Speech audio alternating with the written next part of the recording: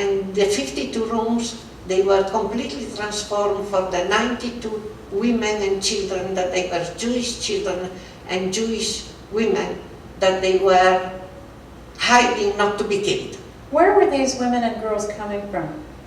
I don't know, they were coming all from Rome evidently, but I don't know exactly if they were also from the Colli Albani nearby, but certainly from Rome there were many of them.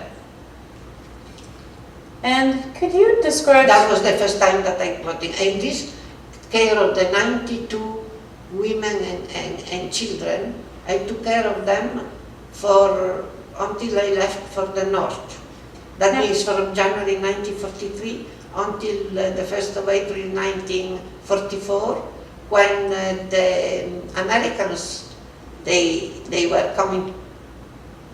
So she's a little difficult to understand, so something I do with her and the next person is I ask students to help summarize what she said, because there is the language issue there and her strong accent.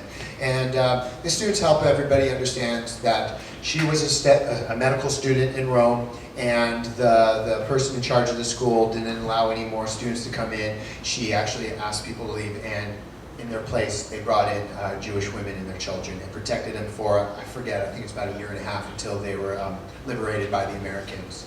And so there's one more rescuer that I want to share with you. You may have answered this question already several times in different ways, but I'm going to ask you a little bit more directly. Why did you decide to help Jews? Why? Because for me, don't forget, he was not because a Jew, he was because they are victim of the German. They are Jew, okay, but first victim of the German, and we have to help every victim, that's it. Jew or not. As long Germans start to make them in a bad situation, we have to help. It will be the same today. We don't have to accept people who start to make people slave. We don't accept. Are you speaking right now representing an opinion of your own, or are you representing the opinion of... Mine. If I was to take 100 Frenchmen in 1940, if I was to take 100 Frenchmen in 1940 and they had, and ask them if they would help Jews, okay. How many would say yes? About 10 will say, I help a Jew. Maybe 10 said, I will kill a Jew. And 80 will say, I don't know what's happened with you. You know what that means? They don't take responsibility. You have three kinds. People who doesn't care, like today, we have the same problem. People who are against, and people who want help. That's the point. And it's the same always. Was Just there, the proportion can change. was there anything else that motivated you? But you know, when you are, I be scout when I was young. That means when you are scout, I don't mean religious scout, I don't mind, but scout, you have to learn how to help people who need help. That's all. The Jews that you assisted clearly got something out of your arrangement with them. They got their passage to Switzerland. What did you get? Well, it was a pleasure. If you get a friend at home, you share a dinner with them. What is your pleasure? To share the dinner with them, that's all. You share, and these people were so in a bad situation and miserable. If you can help anybody, you have to do it.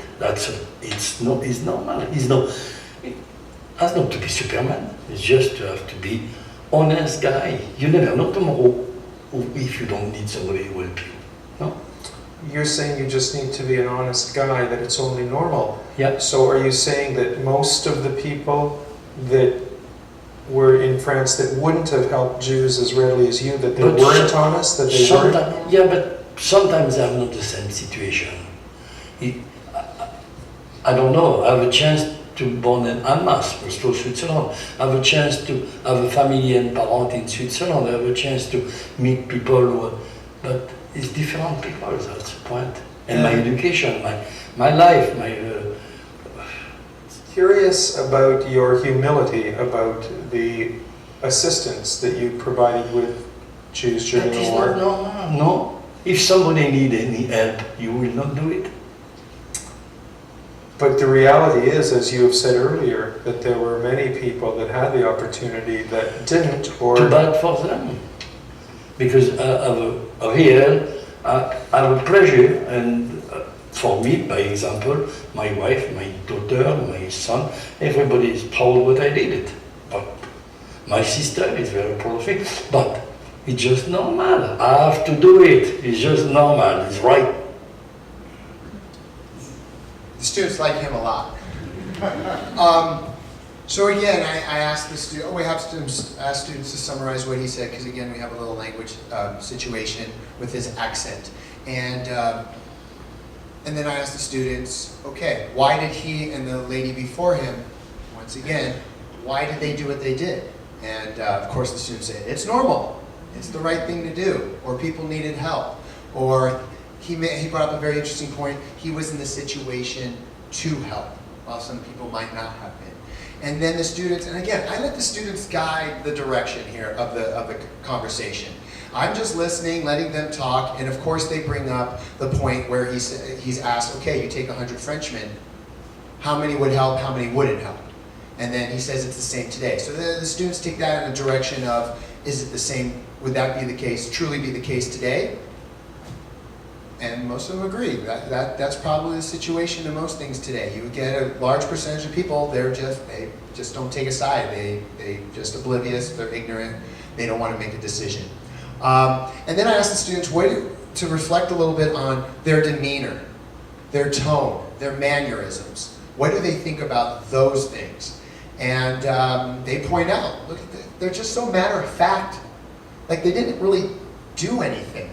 That it was normal. That it was anybody would do it.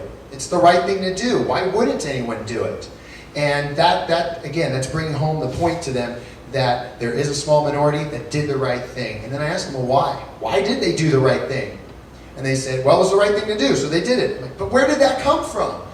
Well, they saw someone in need, so they helped them. But why? Why these few people? Why did they do it and so many people did not? Well, their parents told them. They learned something. So you're saying that they had a few parents that told them to do the right thing and nobody else had parents to tell them to do the right thing? And then the kids start getting frustrated because I keep asking them, why?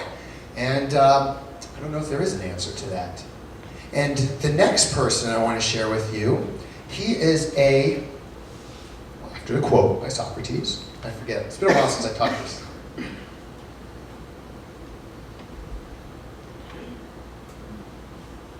This is Peter Feigl, and immediately you should notice there's a difference on the screen. I have a color picture on there in addition to his testimony that's about to start. Because what makes him different than the 4 previous people is he's a survivor. And I purposely put a picture of his family to show the students that because he was rescued, he has children. That these children are alive because somebody did the right thing and rescued him. And what he's going to talk about is a town in France. And I'm going to share a little history of that town after he speaks.